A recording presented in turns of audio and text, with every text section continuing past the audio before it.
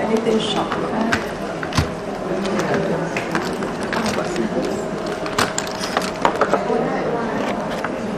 We can start.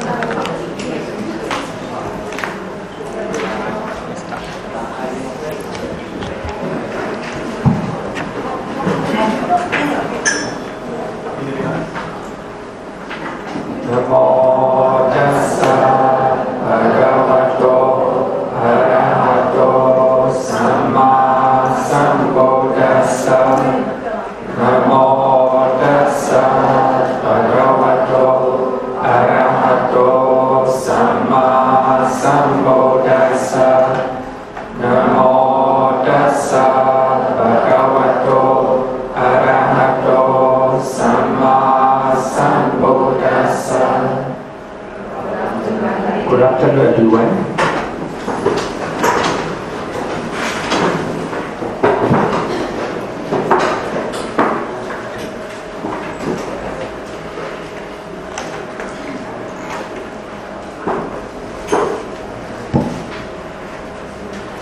So we are now learning jhana.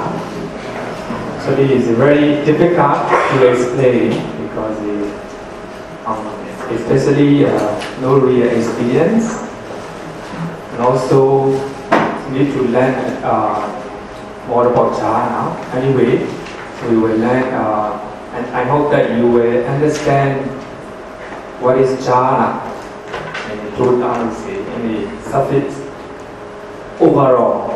So I think you will understand jhana. So last week, previous week, we talked about Third Jhāna according to Abhidhamma model. The Third Jhāna together with rapture, pīti, right? And together with pleasure, Sukha, and together with oneness of the mind, right? So today we will learn about Fourth Jhāna according to Abhidhamma model, and according to Sukha model, Third Jhāna, right? Third Jhāna.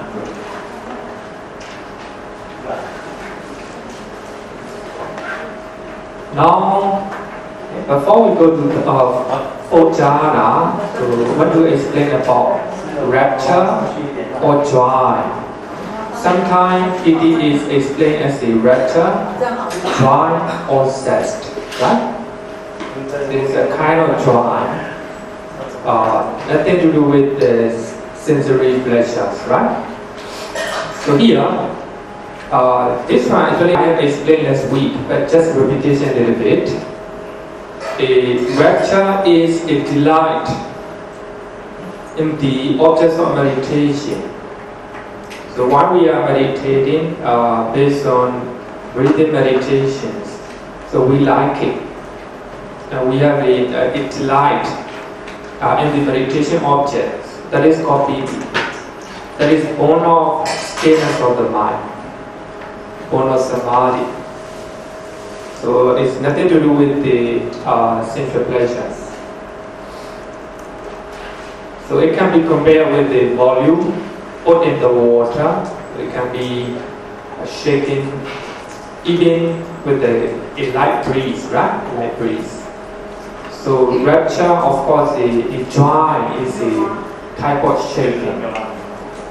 But in the Third Jhāna, of course, Third Jhāna, the mind is very stable, just like a rock, right? When you keep on meditating, your concentration became deeper and deeper. So by that time, you began to realize that even that stillness, there is a type of instability caused by rapture. So therefore, in one of the Sutta in Nikaya, so Venerable Sariputta said to the monks, So when we attain the first jhana, so sensory pleasure became suffering. Because the pleasure of the first jhana is much more better than sensual pleasures.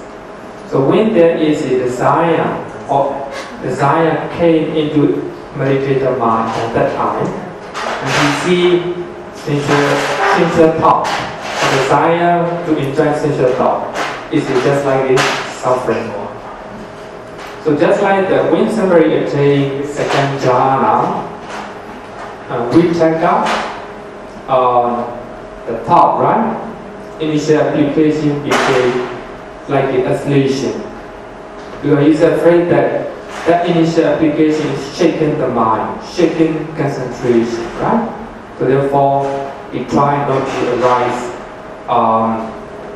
initial application. In the Third Jhāna, even examination,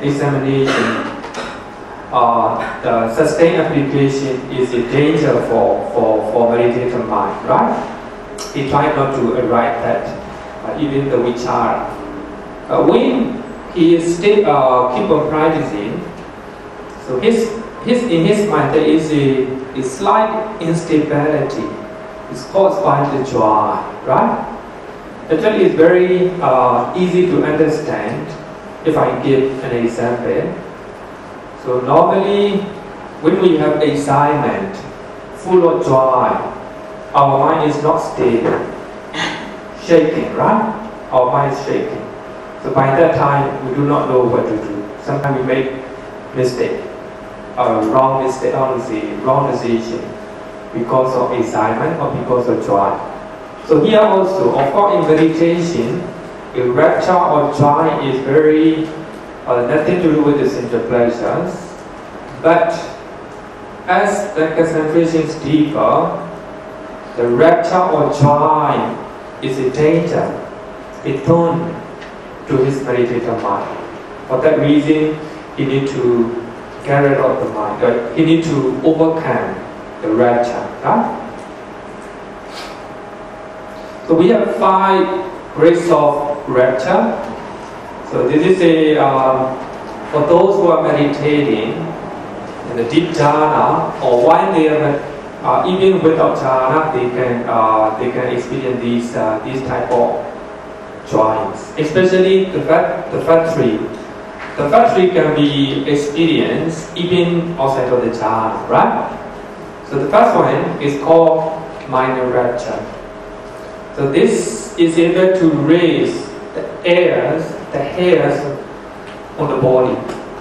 Sometimes even we can experience this one. But of course during meditations, so if you have a full of rapture or joy in your mind, you can experience this one. But remember that the rapture or joy can be experienced during the first jhana as well. Even the first jhana, the rapture and pleasure is very prominent, right? So even by that time, so these one of the 5 grades of joy can be experienced, right? So the first one is called minor rapture. The second one is momentary rapture. It's just like the flash of lighting. So the lighting, the lighting came out very fast and disappeared. Just like that. So while we are meditating, full of concentration, we can experience rapture and joy. So just like the flash of lighting, right? Can appear and disappear very quickly. I think we can experience during not only in jhana process, but also outside of jhana as well. The third one is showering rapture.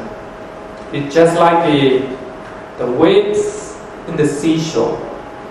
The wave in the seashore, just like going, just like the waves in the seashore. So when we have such type of joy in our mind, it's obvious. Just just like arises and disappear, stable again, arises and stable again like this. So this is called the showering rapture. So these three types of rapture can be experienced even outside or even normal time, right? Even normal time. So when you hear exciting news, when you experience a good feeling like this, right? So these rapture can be experienced. The fourth one, uplifting rapture. So it can levitate our body. It can float. Even with, it can float our body. So actually, some very rare cases, some meditator can experience this one. Actually, in their mind, because of rapture, because of joy, so their body is getting lighter and lighter. So they are thinking that they are floating in the air, right? So that is called uplifting rapture. But some meditator very rare, so they can float, right? But 1 feet, 2 feet, 3 feet like this, right? So if your willpower is very strong, if you have a full of rapture, full of pīti in the jhāna, even you can float for many feet, right? So regarding with this one, we have one story from commentary. So it is in Sri Lanka. Actually, it is nothing to do with the jhāna, but very close one. So in Sri Lanka, in the Nurapura, so there is one of the village. So there is a pagoda festival. So pagoda festival, people go to a pagoda on the top of the mountain. So they normally go there and they offer candlelight and incense and they chant and they offer flower, etc. So a group of family also going to visit pagoda festival, but a young lady is pregnant, so she cannot go. So the family suggested her not to go there. Actually, she is very devoted, and she went to go to the festival, pay homage to the Buddha. But as she is pregnant, she couldn't go. That the whole family go to the Buddha festival. Then she just looking at the pagoda at the top of the mountain. Some people are chanting, right? And with the light, candlelight, so she can see the pagoda at the top of the mountain, and she, she chanted the quality of the Buddha, Dhamma and Sangha. But in her mind, lot of rapture, lot of joy, pīti. So by the power of rapture and joy, so her body becoming lighter and lighter. And actually, as she has a very powerful willpower, so that pīti, rapture, bring her to the on the platform of the pagoda. The family, actually in front of the family, the family still go in there, right? So when they arrived at pagoda, they saw a young girl. So why you came here? So we suggested him to stay at home, right? But I do not know. I just chant the quality of your beings. But I just came here by flying, right? So they are surprised. Actually here, it may not be, actually the commentary doesn't say it is the jhana, but it is the power of rapture or joy. So actually such rapture can be called uplifting rapture, right? It can float. At least in our mind, if we have a lot of rapture during meditation, our body is very light, getting lighter and lighter, right? The power of rapture. And number 5, pervading rapture. It pervades the whole body. Actually, it is just like a cotton put in the wine, right? If you put the cotton on the wine, so the cotton will sink into the wine. Just like that. So if we have such type of rapture, it pervades the whole body. The whole body is full of rapture, right? Full of rapture. Actually, this is the most powerful one. Of course, when you are in the Third Jhāna, especially in the Third Jhāna, so you may experience this one, pervading rapture, the whole body, right?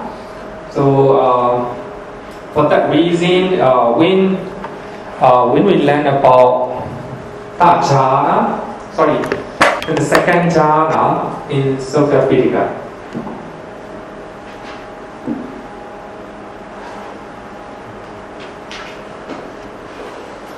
So imameva kaya samadhi jena pīti sukhena pati sandeti pati pureti preparati. Actually, it's a pervading the whole body with the rapture and pleasure.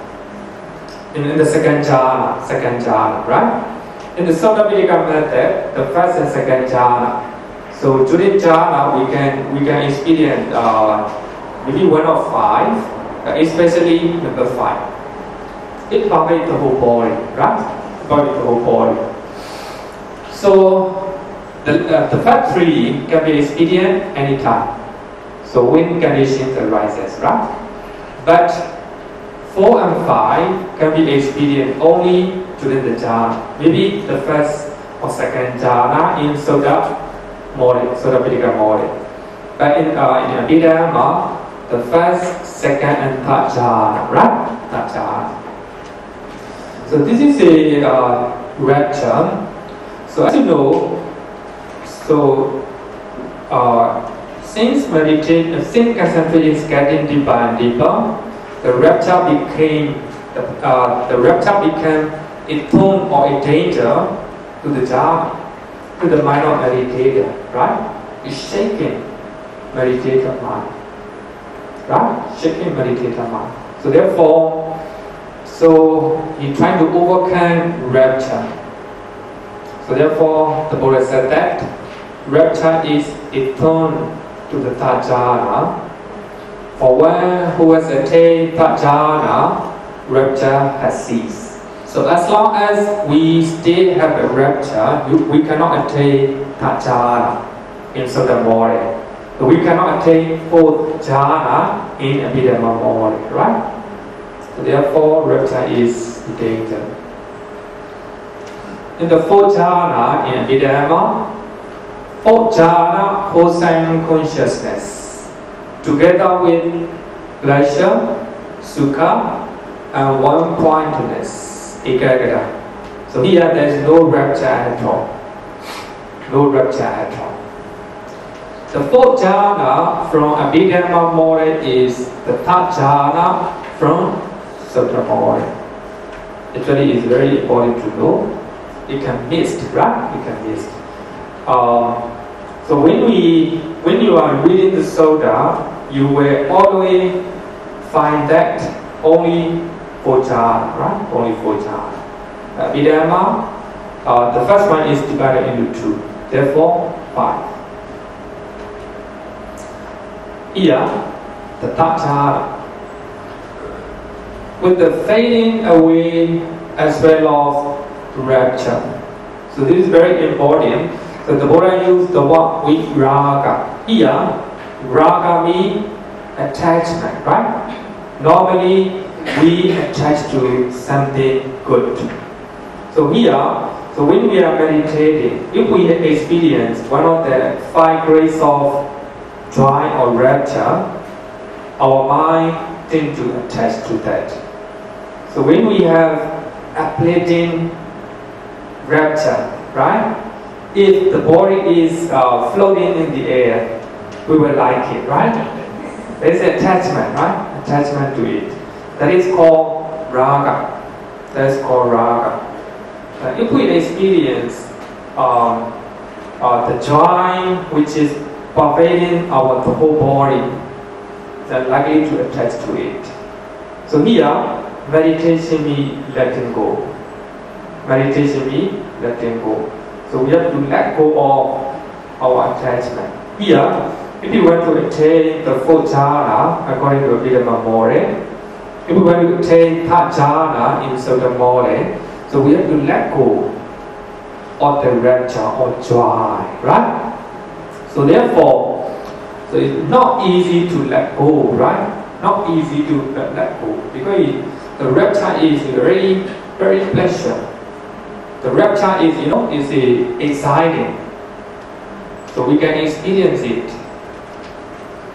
So therefore, when you want to attain that jhana, we have to let go, to try to fade away the rapture. It was equanimous. Normally, in the Fourth Jhāna, in Abhidhamma model, we do not have equanimity, right? We do not have equanimity. So only the Fifth Jhāna, Abhidhamma model, we have equanimity. Here in the Sutta Pitaka, even the Third Jhāna, we have equanimous feeling. Equanimous feeling. So here, equanimity is very important. Normally, when we have pleasant feeling, our mind attached to it. So we don't have equanimity. So when we have unpleasant feeling, our mind trying to repair, right? Trying to drive away those unpleasant feelings. Our mind is not stable, pulling and driving away. If the object is good, pulling, right? If the object is not good, driving away like this. So actually here, equanimity, our mind is, we can try to balance our mind, not to be attached to pleasant or unpleasant feeling. So therefore, when we are in the Third Jhāna, our mind is equanimous. So it is very important to know that in the Fourth Jhāna and Abhidhamma model, there is no equanimity, but in suttas, equanimous feeling. So because we can reduce joy in our mind, so in this way, we have a stable, more stable and equanimous feeling arises, right? A mindful and clearly comprehending. So here, of course, mindfulness is there when we attain jhana, but of course, as the jhana is developing, that we are more mindful, right? Our mindfulness is getting sharper and sharper. But here, comprehending is very important one. So actually, our meditation object is getting clear. So we understand, at this level, we understand not only meditation object, but also everything arises in our mind, right? So it's comprehending. And he experienced pleasure, Sukha, with the body. But here is, I think, I can't decide whether it is physical or with the body. So what I think is, it can be both. It can be both, right? Because when the Buddha taught the seven factors of enlightenment, so we have called tranquility, right? Passaddhi. So actually, according to Abhidhamma, we have two passaddhi, bodily and mentally. I think just like that. So it can be the mental and then physical body. So we can experience pleasure, but without joy. Without joy with the body. He enters and dwells in the Third Jhāna, of which the Noble One declared, he is equanimous, mindful, one who dwells happily. So here we have the difference. I have told the difference between the rapture and pleasure, right? So just like in the story, so when the guy here, so there is an oasis, and there is water 1 mile ahead. Then here full of rapture, full of joy, right? By that time, no pleasure, no sukha. But when he arrived there, he drink water and he take a bath and he feel relaxed under the shady tree. So by that time, he experienced the pleasure, right? So generally, the pleasure is much more intense or powerful than rapture. So this is Third Jhāna.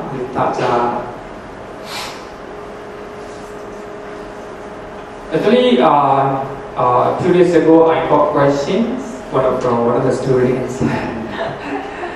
When a meditator enters and dwells in second and third jhana, supposing the place where he lives is a place with a fire, is the meditator able to leap off from the jhana process? What do you think? What do you think? Actually, we have learned up to second and third jhana, right? Second and third jhana. Actually, as you know, the first jhana, when we hear the sound, the sound is danger for the second jhana. Actually, our concentration is not powerful enough.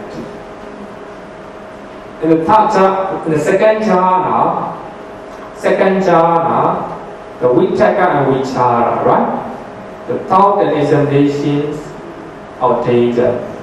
I think we can bear the sound, even though there are some sound outside, some noises outside. I think we can stay the jhana or the jhana. But here, fire, right? Fire is physical way.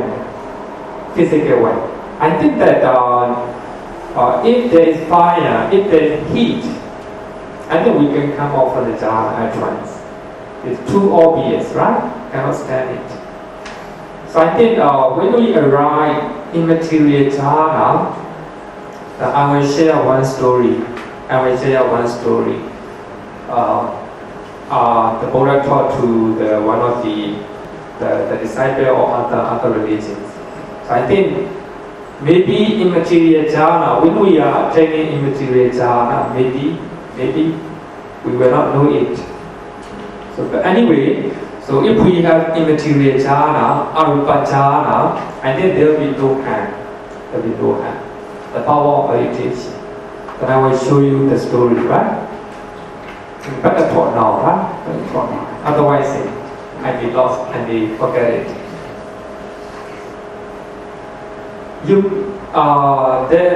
The Buddha is going to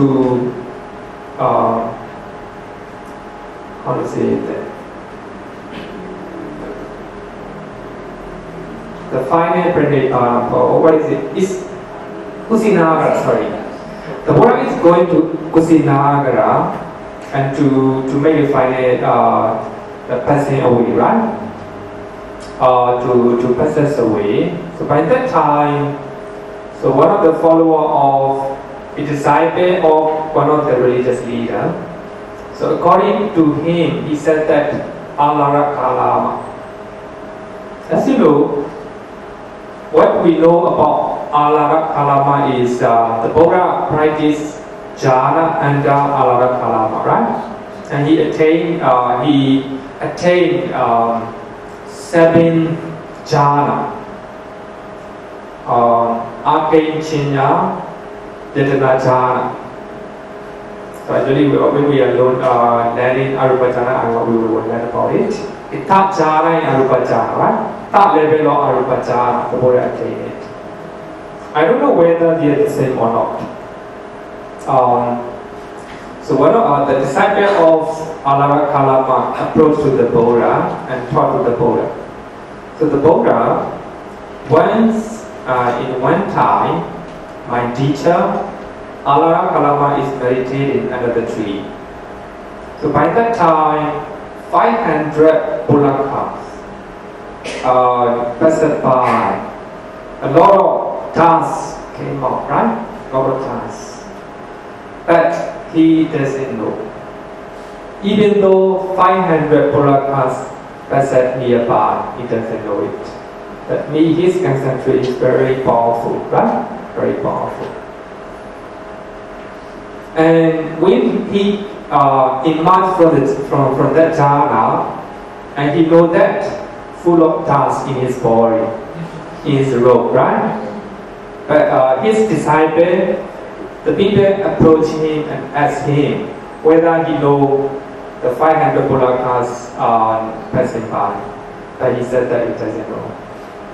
In the deep jhana, right? In the deep jhana. Maybe it is the third arupa jhana. Maybe, don't know, right? But the Pali Canon didn't mention anything. And the Buddha said, well, it is very good, of course. He can experience very deep jhana, right? But let me share one story of my own. The Buddha said, once I was meditating. By that time, the thunderbolt spread, right? Spread. Then at once, 2 cows and 2 farmers died at once because of thunderbolt, right? The head also blazed with the fire. The Buddha is in the head, right? But many people approach. The ascetic, how to say, I don't know what they call it, samana, ascetics. Do you know that there is a thunderbolt, and the thunderbolt came 2 or 4 cows, I forgot it. 4 cows and 2 farmers. Did you know it? The Buddha said, I do not know. But nothing happened to the Buddha. Nothing happened to the Buddha. Even though, thunderbolt struck, right? Thunderbolt hit, it made a lot of big noise, but the Buddha did not know it. But even though it came cows and farmers, he is not no harm to him. So what the Buddha want to say is, even though thunderbolt a bit noise and very dangerous, no harm to him. He doesn't know. In deep jhana. So I think that he is experiencing, we call it Nidora Samapatti. Nidora Samapatti means no feeling, no mind at all. Right? So actually, after we learn Arupa Jhana, I will explain a little bit about Nidora Samapatti. It was a very important one. So I think what I want to say is, of course, when you attain maybe Arupa Jhana, but of course, when you attain Nidora Samapatti, you may not know it, or it may not happen to you, right? But of course, in the Rupa Jhana, you still have connection with the sensory perception. Still have connection, right? Still have connection. Therefore, so if there is a fire, then you will know it, and you can, of course, you have to run. Otherwise, it's dangerous, right? It's dangerous. Okay. Now let's go to the Fourth Jhāna, the nature of pleasure. As you know, the pleasure is a close friend of rapture. So in the first 2 jhana, so they arise together. You cannot differentiate the pīti and Sukha. But when you attain the higher level of jhana, the Fourth Jhāna, Third Jhāna, in Sodapika body, then you can differentiate between pleasure and rapture. The rapture is excitement, It allows the mind. So for that reason, it can shape your concentration. The pleasure also, the pleasure is in front of rapture. So by association, very closely. So the pleasure may bring you back to the Third Jhāna. So as you know, the rapture and pleasure are very close. But the moment you attain Third Jhāna, no rapture. But if you losing your practicing, then the pleasure may associate with the rapture again. So you will forward to Third Jhāna, right? Third Jhāna. But you don't want to go back to Third Jhāna.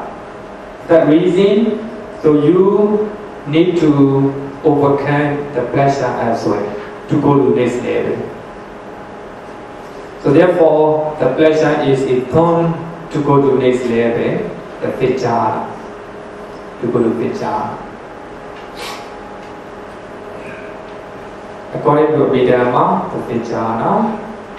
Fifth Jhāna holds consciousness together with equanimity and one-pointedness. So here are only two jhana factors, equanimity and one-pointedness, right? One-pointedness.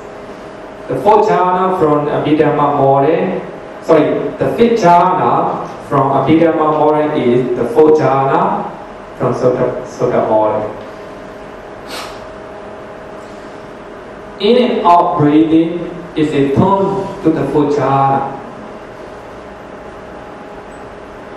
I think that we have to take it literally because the moment, if you are practicing based on breathing meditation, so it will stop.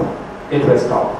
I think when we learn about, when we learn the Fourth Jhāna from Sutta Pitaka, I think we can guess it. We will understand this one.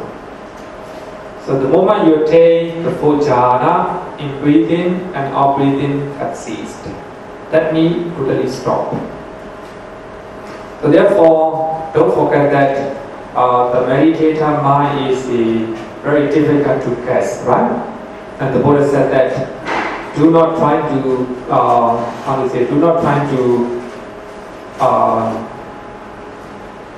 think about meditator mind with the reasoning mind. It will lead to crazy. It will become crazy. The Buddha said that, right? So actually, of course, the meditator mind may be different from one person to another. So even though you attain the Fourth Jhāna, your experience will be different to others, right? Different to others. The Fourth Jhāna in Sutta Pitaka. This is the last one in Rupa Jhāna, right? With the abandoning of pleasure and pain. The abandoning of pleasure and pain. Especially here, the pleasure, Sukha. And with the previous passing away of joy and dejection. So here, the joy and dejection. Normally, as I said, when we experience pleasurable feeling, the pleasant feeling, we have joy, right? Then when we experience unpleasant feeling, we try to reject that feeling, that object, right? But here, the moment you attain the Fourth Jhāna, you neglect everything. You forget about everything. You abandon both pleasant and unpleasant feeling. He enters and dwells in the Fourth Jhāna, that is neither painful nor pleasant. Neither painful nor pleasant. You do not feel painful feeling. You do not even feel pleasant feeling. So which has purification of mindfulness by equanimity. Because of equanimity, your mind is pure. Equanimity is very powerful, especially in the family or anywhere in the society. As a leader, you need to practice equanimity, right? Sometimes you may hear criticism. Sometimes you may hear the praise, right? Between criticism and praise, you have to maintain your balance, not to be shaken by negative and positive sides, right? So if you can maintain your mind like this, you can see objectively, very clearly, right? What is right and what is wrong. Sometimes some leader do not want to hear criticisms. Angry, right? If they are angry, they will not know. And some people, some leader want to hear praise, right? But when they hear the praise, elated, and they do not know, right? And there will be, honestly, the prejudice and bias, right? Because of this. So here, equanimity is very important. Between good and bad, so our mind is not shaking. We maintain balance of our mind. So here in the Fourth Jhāna, even you ignore the pleasure, right? So when you are meditating, so actually the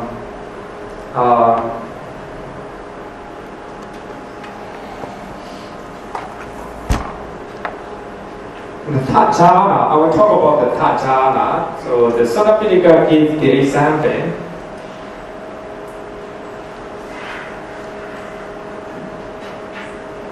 So when we attain Third Jhāna, so we experience happiness with the body, right? In the Third Jhāna, so we experience happiness with the body. Of course, when we experience happiness and pleasure, Sukha, and we were attached to that. It is very likely, right? We will like it. If you like it, that means craving. If you have a craving in your mind, then your mind is slightly shaking, right? So actually, the Sutta gave the example of a lotus flower. A lotus flower in the lotus pond, right? Lotus pond.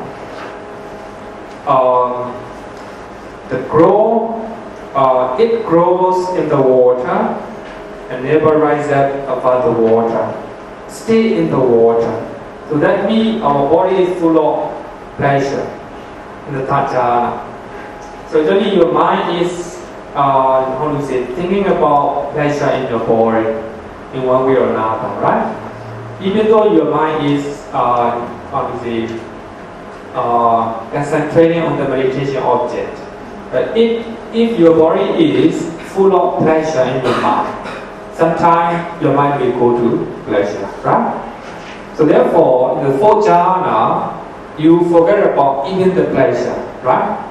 No need to say pain. At the time, there's no painful feeling, right? You don't feel it. But the Buddha wants to make sure that he ignores everything, pleasant or unpleasant feeling, right? So actually the last one is very important one. He sits suffusing his body with a pure bright mind, so that there is no part of his entire body not suffused or not touched by a pure bright mind.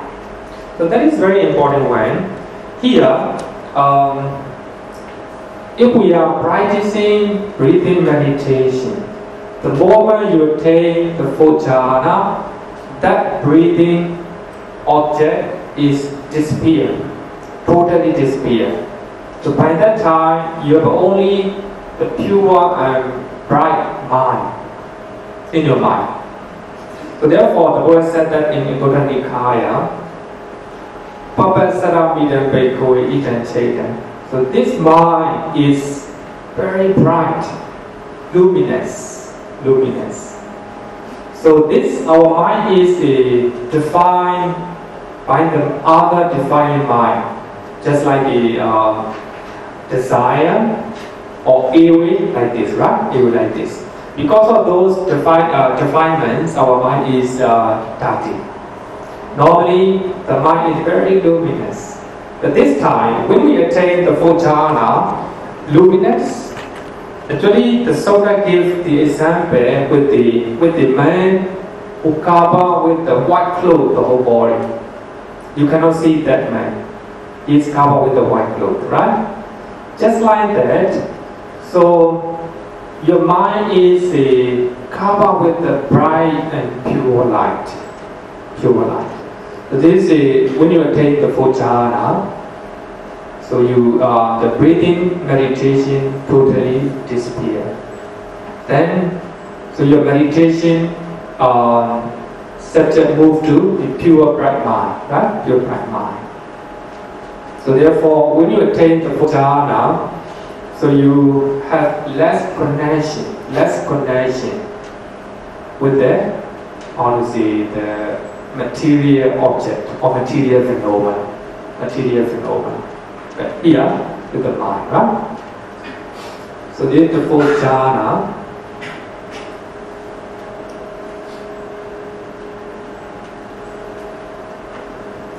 Any question? I think it's too general. So sorry that I cannot explain honestly. Yeah, though you didn't explain Fourth Jhāna or psychic power. Okay, every jhana is actually of psychic power or psychic power, but not stated in the visual Mangala. Okay. The thing is, psychic power is not jhana. It is we call it Abhidhamma, right? Abhidhamma is how to say this is knowledge. So we have a different type of knowledge, Abhidhamma. So when we attain the Fourth Jhāna, as I said, our mind is just like a polished mirror, very clear. We can do anything. So I think normally when we practice the Kasina meditation method, we try to visualize in our mind everything is the up. So even in the water, so when we practice the up meditation, then we can walk in the water. So actually within that, the water is the up, right? So this is called Abhidhamma, psychic power. So I think, of course, when you attain the Fourth Jhāna, your mind is very powerful and very clean and very pure. So you can incline your mind. Even the Buddha, he directed his mind to know the life of previous life, right? Previous life. And also the life of other beings. So these are called Abhidhamma. So I think based on the Fourth Jhāna, we can do many things. So when you want to know about Abhidhamma, those psychic power, you can read Samaya Sutta, Digha Nikaya, second Sutta, right? So if you read that Sutta, you will know those Abhidhamma, right? So these are just jhana. Jhanas are just, we call it samatha meditation. It can, it can make peace, tranquility in our mind. So based on jhana, based on this meditation, samatha meditations, so we can practice vipassana.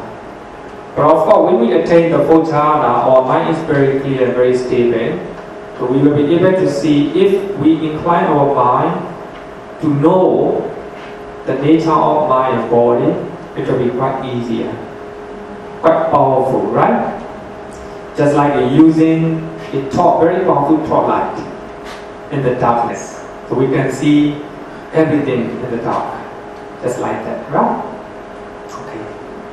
Meditation objects, instead of breathing in and out, we need to recite puja. Sorry? Reciting puja. Keep repeating your own puja by heart.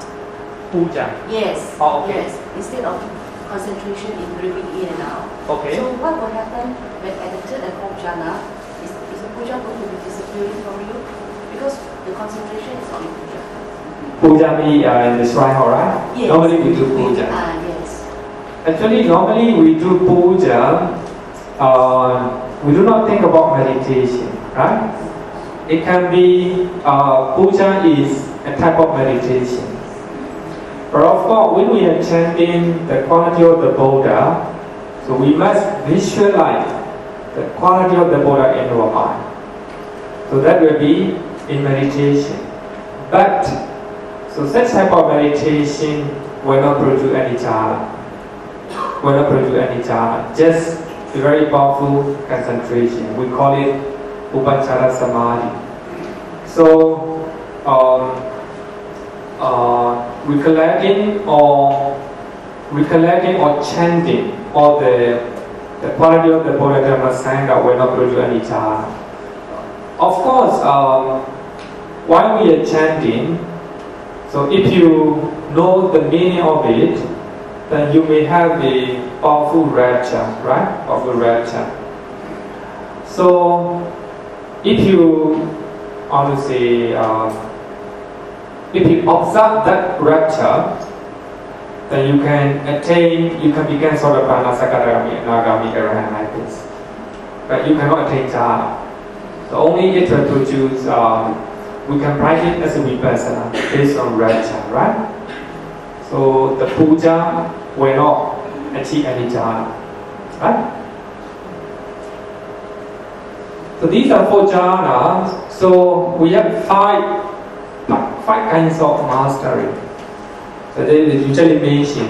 Normally after we learn about the first jhana, I should have teach this one, but I forgot it.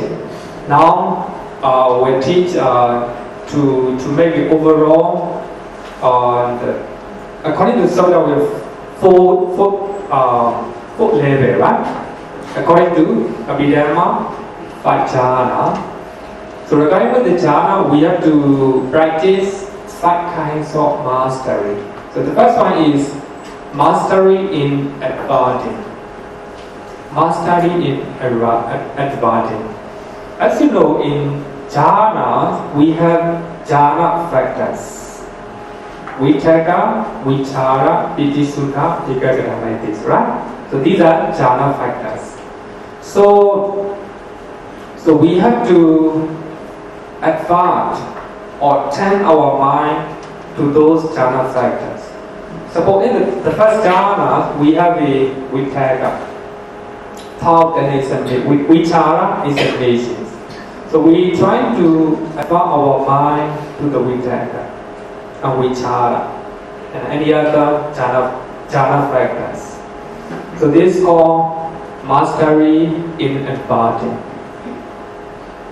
The second one is mastery in attainment. So this is when you attain the first jhana, second jhana, third jhana, then you try to master in that jhana. Suppose you attain the first jhana, then you try to master over it. Then you examine the jhana factor in the first jhana. Then you know what happened after you emerge from the jhana, right? Like this. Then from the first jhana, you move to second jhana, and you try to master or you try to have a skill, right? From the first jhana to second jhana. So that is called mastery in attainment. Without many bhavangas arising in the process of their attainment. Normally, as I said, so the moment you attain the first jhana for the first time, it's only one mind movement, right? We drop at once. But you try again, so we drop again. So actually dropping all the jhana means bhavanga, a lot of bhavanga, right? So later on, you try to practice the first jhana again and again. But between one jhana, there will be pure bhavanga.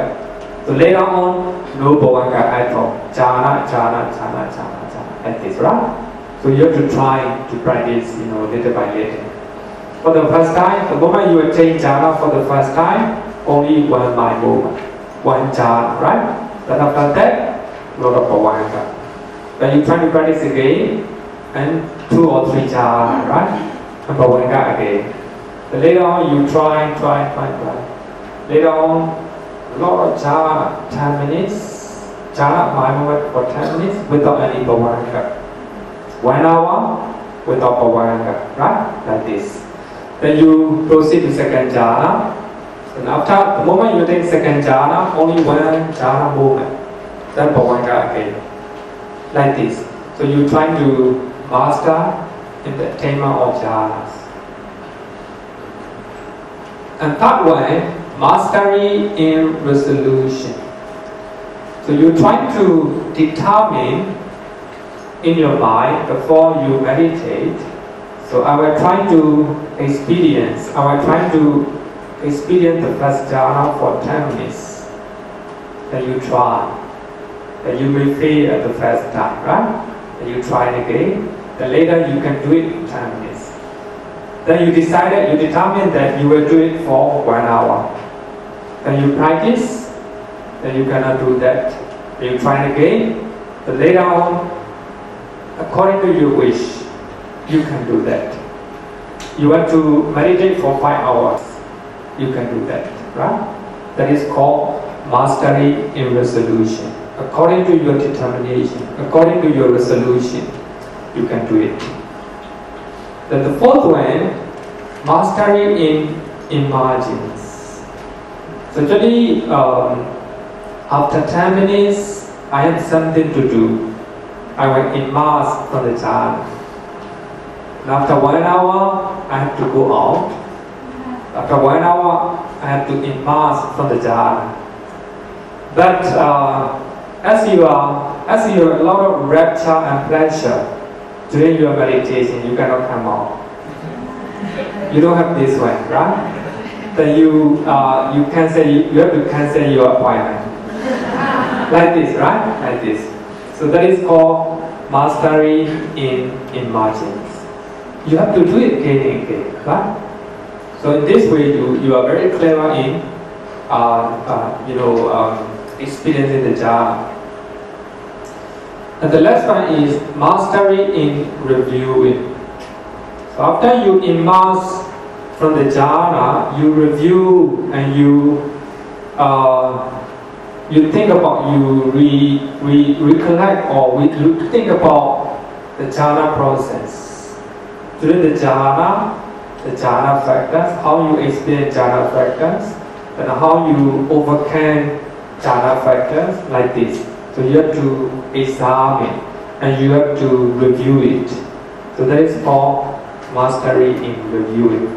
So if you know that, you will witness in your meditations, you can change it, right? You can change it. This is also very important one.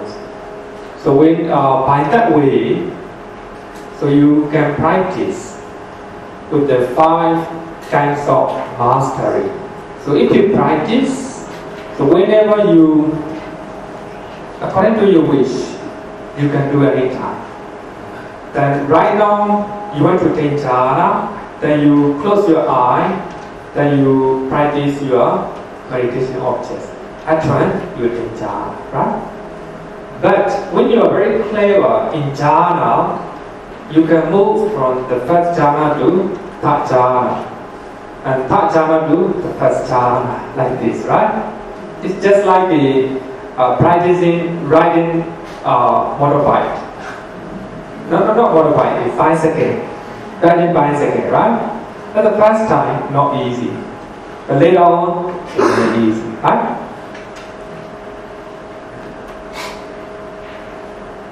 So there are 5 kinds of mastery. So every time you attain jhana, then you practice with the 5, right? The moment you attain the first jhana, practice with these 5 kinds of mastery, then move to second jhana. Then practice 5 kinds of mastery, then try to attain third jhana, like this, right? Third jhana, like this.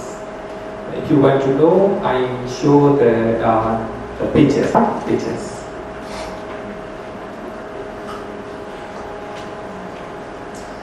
Now let's go to immaterial sphere consciousness. Arupa Jhāna. Arupa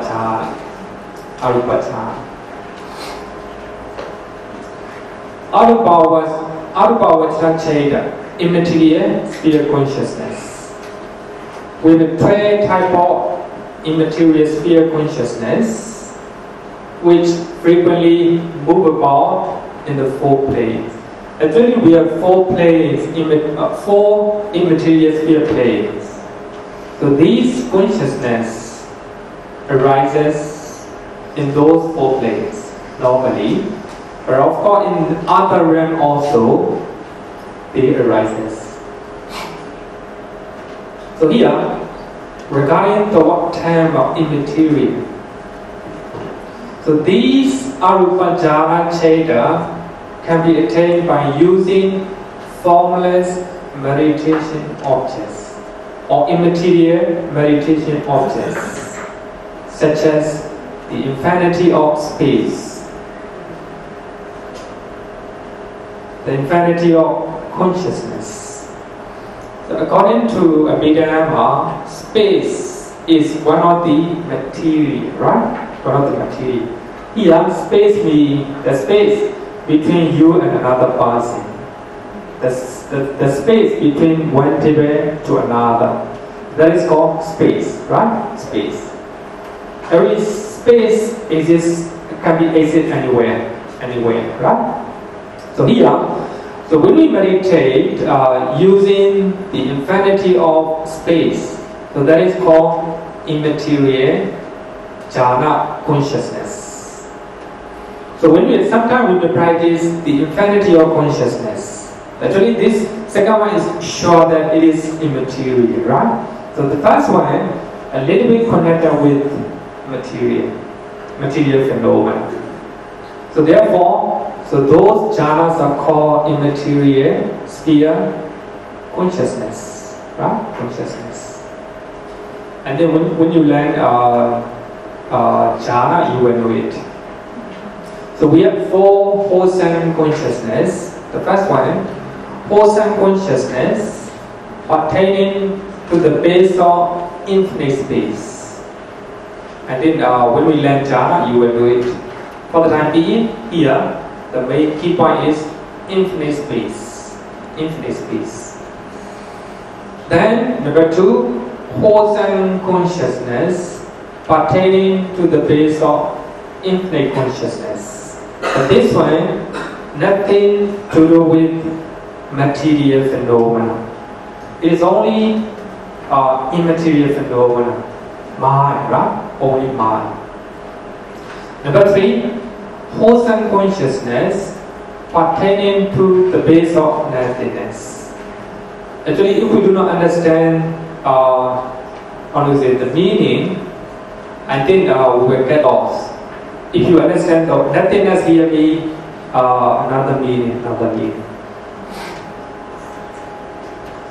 Number 4, wholesome consciousness pertaining to the base of neither perception nor non-perception. Nivasena, nasena yetana. So that is a wholesome, 4 wholesome immaterial sphere consciousness, right? So at the same time, we also have 4 corresponding resident chaitas. And we also have 4 functioning chaitas.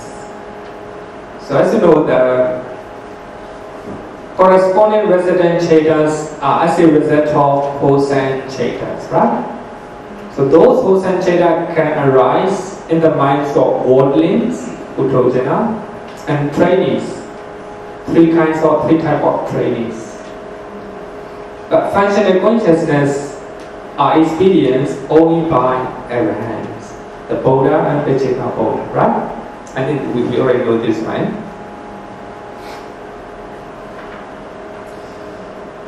Immaterial sphere jhana.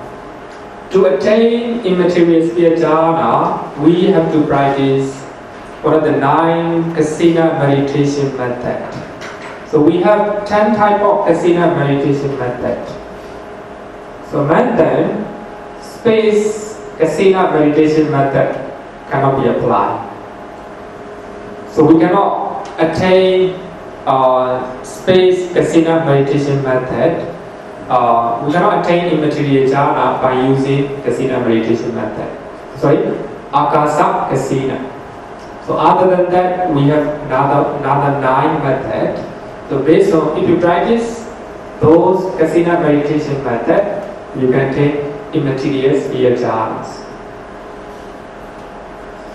So immaterial sphere jhanas are Fifth Jhāna and they are together with tranquility, equanimity, and one-pointedness. So as you know, when you attain the Fourth Jhāna, according to Sukha More, so we have only equanimity and one-pointedness of the mind, right? Only two jhana factors are very prominent, very prominent. So here also, in the immaterial jhana also, all the four types of immaterial jhana as well, so there's only two jhana factors are prominent. So they are equanimity and one-pointedness. So therefore, they are the Fifth Jhāna according to Abhidhamma More. They are the Fourth Jhāna according to Sukha More. They are not different, right? But as you know, meditation or practicing jhana is letting go. We have to let go of, the prominent jhana factors. The second jhana, we have to let go the vichara. And third jhana, we have to let go the vichara, like this, right? But the moment you attain immaterial jhana, you have to let go the perception of material things. Perception of material things.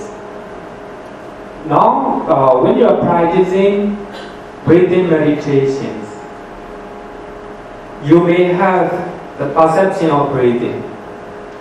But when you attain Arupa Jhāna, you have to let go. You have to forget about perception of any type of material, material phenomena. So for that reason, when we learn immaterial jhana, so we have to use Kasina meditation method. So then only you will understand, right? Then only you will understand. So remember that. So immaterial jhanas are nothing but the Fifth Jhāna, right? The Fifth Jhāna. If you understand, and then it will be quite clear. So attaining jhana, higher jhana means you letting go, the gross jhana factors, right? Gross jhana factor. Here, what is kasina? Kasina means whole or totality. It is so called because the meditator has to take the whole objects of meditation, not partially, not partly. That is very important one. Kasina means whole or totality. So this is Bhikkhu body note from Anguttara Nikaya. The kasinas are discs representing elements or colors used as the objects of samadhi meditation. For example, the arc kasina is a disc filled with reddish brown clay. And I will explain it later. The water kasina is a bowl of water. The color kasinas are coloratives. Now if you see the picture, it will be quite clear. That is how we meditate. So this is a yellow color, right? Yellow color. Yellow color kasina meditation. Meditation. You just look at meditation object. This sake, this disc is your meditation object. So when you are looking at this one, you have to take the whole object. You don't have to look at partially. You have to look at the whole object, the whole disc. That is called kasina, right? Kasina. So think about this sake. So you have to look at that sake, the whole sake, not partially. So therefore it is called kasina, right? Kasina. So his eyes is open. Of course, yes, I have to open. I will explain here. Here, we will talk about Bhattavi Kasina. Now we will use about Bhattavi Kasina. So when you want to attain the immaterial jhana, we have to use one of the 9 kasina meditation objects, right? Actually we have 10 type of kasina meditation method. So a man then, space kasina cannot attain arupa jhana. Then we have only 9. So mantra we will use the word Athavi kasina. So we have to make a disc on a cloth or a frame filled with a red brown clay. It should be 9 or 10 inches in diameter. So I think I will show on the whiteboard. It will be here. So this is a 9 or 10. It's other one, right? So this is we have to make it a disc filled with the reddish brown clay, the sake shape. So we have to do it on the cloth, or if somewhere, even the whiteboard, we can do it, right? So you have to fill with the reddish and brown color art on it. You have to how to say it? You have to state it, right? You have to state it. Put it in front of you, not too close, not too far.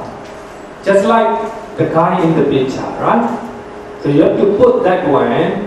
So if you apply the clay on the cloth, you have to put that cloth on the wall. So that is in front of your eye. So you have to sit down. You have to put that cloth with the art disc, right? The art disc that we can see now in front of you. Not too far, not too close. So actually, we always said that it is 5 feet. 4 feet away. 4 feet away, so that you can see very clearly. If it is too close, you can see it, but you cannot see the whole or totality, right? Totality. And let's look at the whole aspects with a careful attention and full concentration. You have to look at this one. So all your attention must be there, right? It's meditation method, very famous meditation method, right? You have to look at this one.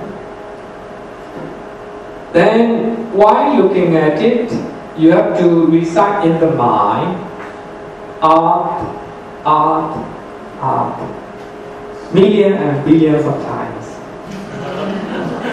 Or you can use Pali, better way like this. Or you can use Chinese. I don't know Chinese. You can use it in Chinese, right? So, but only in your mind. You have to recite it.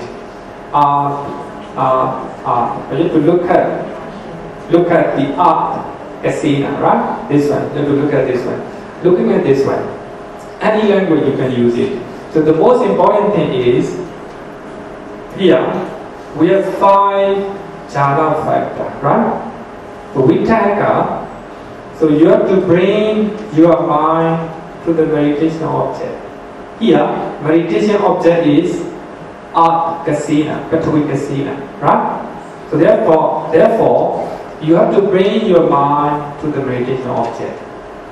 Then you have to examine meditation object with child, right? So when you are looking at, mostly at that time when you are looking at with your eye, only 2 jhana factors will prominent. Vitaka and vichara, right? Vitaka and vichara. Without thinking anything, just focus all your attention to the meditation object, right? Then you chant up like this, right? Battery like this. You have to do it under the sign of aesthetics appear in the mind's eye. So the main point is try to visualize that the art disc in your mind. That's the most important point. So before it appears in your mind, you have to look at that sake, and you have to chant the art like this. So later, so that the art disc will appear in your mind. Then you close your eye. You close your eye and visualize that this sake in your mind. If you cannot visualize in your mind, you have to look at the art disc again and chant or recite the art like this, right? And this way you have to do it again and again.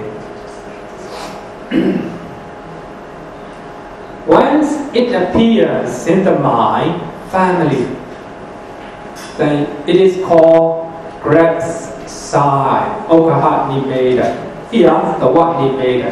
Nimeda means sign or the object in your mind. So here, this one is called Nimeda. So the grab sign. So if you can grasp the sign in your mind's eye, you can go anywhere. You can practice anywhere. So that is called Okanimeda, grab sign.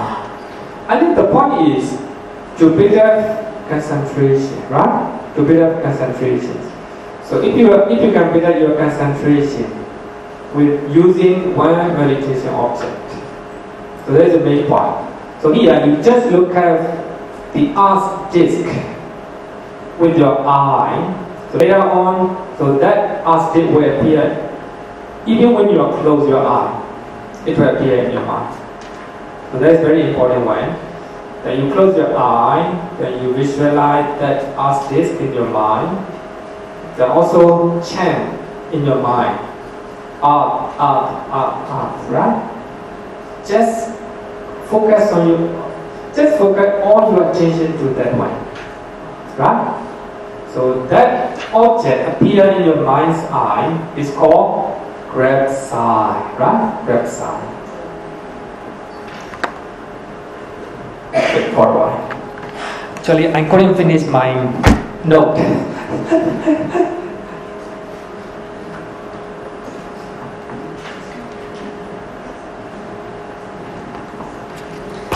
So when you close your eye, then you still sit down nearby or you still sit down anywhere, right? Then you close your eye, you focus all your attention to that meditation object. So that means the art disc, right? Then you in your mind you just chant art. Then when you do so as time went by, then you can develop your concentration deeper and deeper. If the concentration is deeper and deeper, so the mind is not going anywhere. All your attention will be that Bhattavika, that Nimeda. So actually, for the time being, so you will appear in your mind that so there are art in the art disc. You will see, right? The art.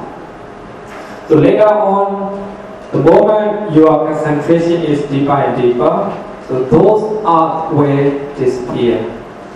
Only a shining sake appear in your mind. So this is the power of concentration. A shining sake in your mind. So all the art will disappear.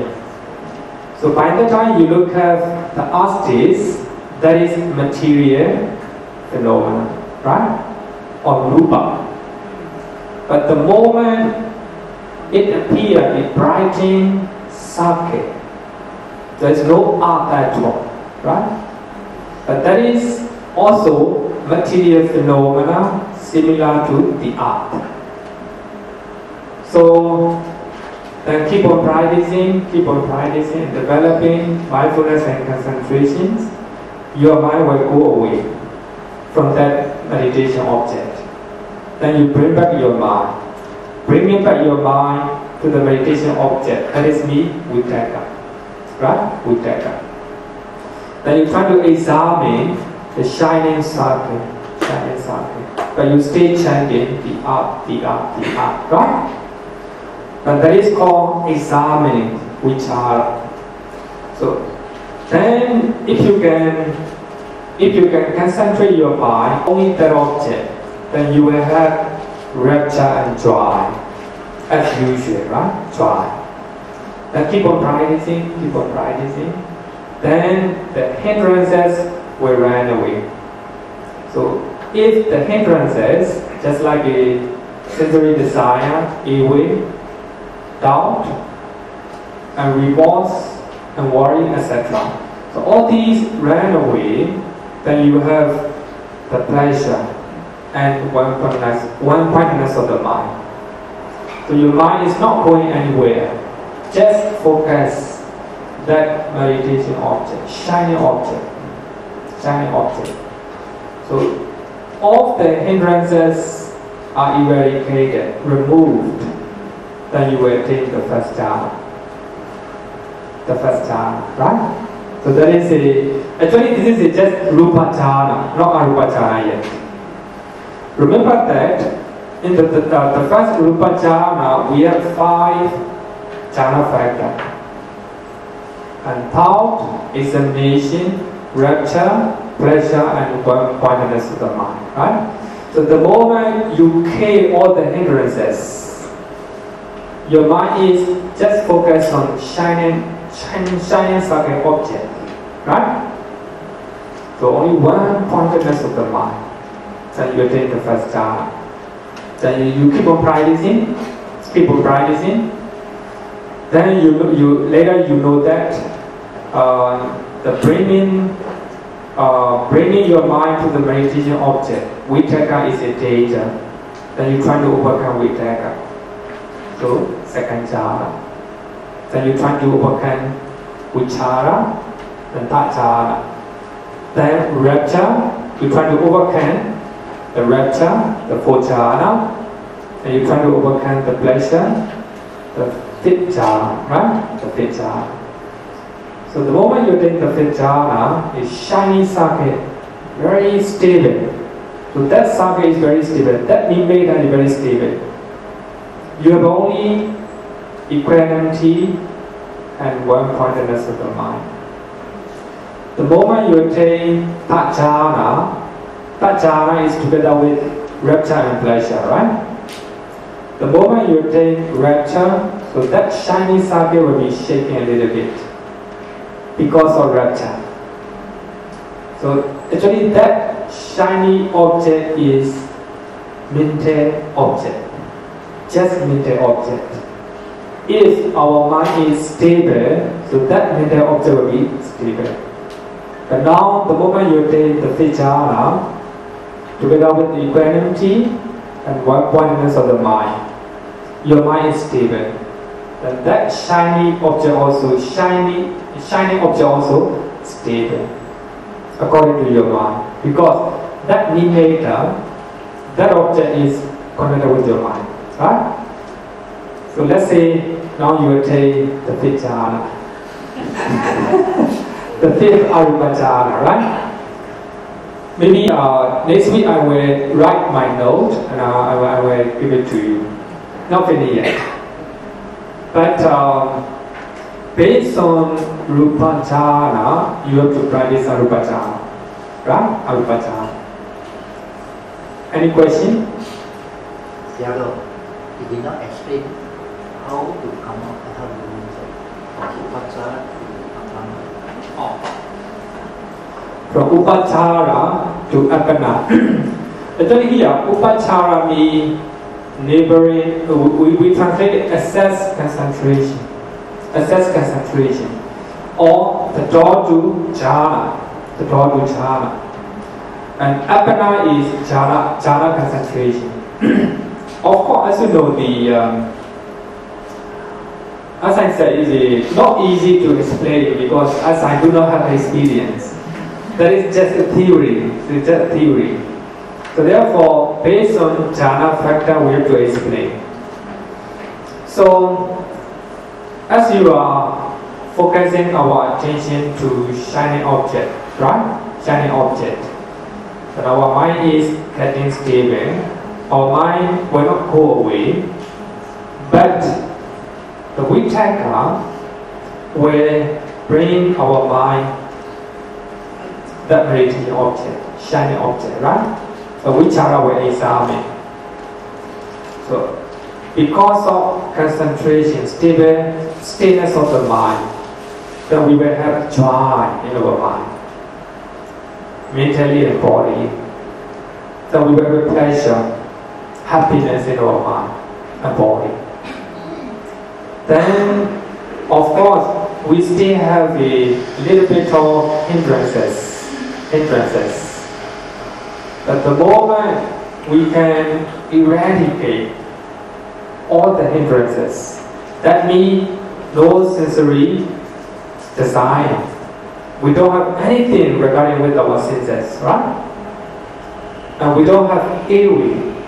Sometimes you will have like and dislike in your mind, right? If you have a pleasant feeling, you will like it, sensory pleasure. So if your mind is moved from the jhana factor, then you don't like it, ill will like this, right? So all these 5 hindrances are removed, then you will have a one-pointedness of the mind. Your mind is stick to that shining object, not moving anywhere. So if the moment you attain the first jhana is called upachara, assess concentration, right? Then only all the 5 hindrances are removed. Actually, by the time you attain the first jhana, then you will know it by yourself. So all the 5 jhana factors are completed. Especially, you will experience the rapture and pleasure in your mind. And because of that, your mind will be stable. The one-pointedness in the mind. That is the first jhana. Huh? Any question? Okay. So why can't we replace it with the Buddha image? Instead of replace it with the Buddha image, instead of doing the recollections, virtues of the Buddha, can we just replace this and then put the Buddha's picture there and keep on staring until my eye actually focus on that? Can we do that? You want to use it for an image, right? Yes. It's a very good question. I think I have taught one time in the Zen meditation. So what I was doing as Zen master. So while we are meditating, the Buddha came into my mind. What shall I do? The meditation master said that, kill the Buddha. The Buddha image is a danger for your meditation, right? But the question is very beautiful. So when we are practicing kasina meditation, Bhante kasina, the art disc, right? Then we practice the material phenomena disappear. Just shiny socket left, right? Keep on practicing. Based on that meditation object, we develop our mindfulness and concentration. By that time, we bring the image of the Buddha, right? Then place it in the kasina disc. I think that if you have a full of concentration, it can be done. I think it can be done because even the art disc, it is mental image, right? It is the power of the mind. Normally, we have only 10 kasina. So in 10 kasina, there is no Buddha image. So actually, as I very often said that Buddha images appear of 400 or 500 years after the Buddha passing away. So we don't know the actual face of the Buddha, right? But anyway, you can use the face of the Buddha image from Mangala Vihara Shrine Hall, right? Because you're always seeing that Buddha image, so that Buddha image appear in your mind, right? Appear in your mind. Then you take that Buddha image with your mind, with power, and place it in the shining object. That you just focus on the image of the Buddha, right? Image of the Buddha. So as I said, according to commentary, if we contemplate the 9 qualities of the Buddha, we cannot attain jhana. So when you do that, you may not be able to attain jhana. I will say that, right? I will say that. I don't know. Because you're changing one meditation object to another, right? So you're mixing 2 meditation objects. The point here is attaining jhana means we are staying only one object. Now you're mixing 2 objects together. I think it's very difficult to attain jhana. But of course you will have a lot of faith, a lot of rejoice, or a lot of joy in your mind because of the Buddha image, right? Buddha image. I think it will be a bit difficult to attain jhana. Jhana here is we exclude everything, only just shiny sake. So based on that, we develop our concentration, mindfulness again, right? So if all the jhana factors are complete, the first jhana, right? The first jhana. But you have to try it. You can try it. I don't know. It's not mentioned in the book. No, because you create one's craving. We are not allowed to have craving. You put Buddha image, what you think you wanted to be Buddha. Your thinking, your Buddhi practicing is not there. You have to have neutral. You must be very neutral. Of course, yes. Yes. So you create a craving and this is not allowed. It's difficult to talk craving. So if you do not have crave to, of course, I think. Because you will think of all the craving because you wanted to spiritual. So craving here be in the meditation method we have Buddha nosati. Yes. We can recollect the quality of the Buddha, right? Yes. It doesn't create any craving. But we have not reached to the stage here. You see, we are. I understand what you mean. I understand what you mean. Of course, the main point you said is very correct. So here, meditation object must be neutral. But here, the art disc will not create any craving, right? So because of that, we have to use this way. So therefore, suppose you meditate looking at your beloved one. What will happen? That's also meditation, right? That's also meditation. In one of the sutta, it's called Cakkapala Mangala. Sutta number Majjhima Nikaya, Sutta number 108. Very interesting. So 108. So in that sutta, the Usakara, the Prime Minister of Mangala Kingdom, and he asked Venerable Ananda, Venerable Ananda, you praise all the jhana. Do you praise all the jhana? Do you recommend all the jhana? And the Venerable Ananda said that, no, the Buddha do not recommend all the jhana. Some people are doing jhana using iwi. Iwi is resentment, right? So they have a lot of resentment and a lot of greed in their mind. So they just focus on those qualities. So the Buddha do not praise such jhana. What I want to say is the jhana, it doesn't mean equal quality one. It can also mean that a bad side, right? Negative side. Suppose when you are thinking about one person with the full of hate and resentment, this also can be called jhana, right? So the Buddha do not recommend such jhana. So therefore, it is very important to use a neutral object that doesn't create ill will or that doesn't create craving, right? For that reason, we are using casino discs, right? So it's a very important one. That this, the art disc, will not create any craving. So we have to use it. But of course, when we use the image of the Buddha, we may have some type of bias, right? If we use the image, the bias will appear, right? Or maybe craving or some attachment may create.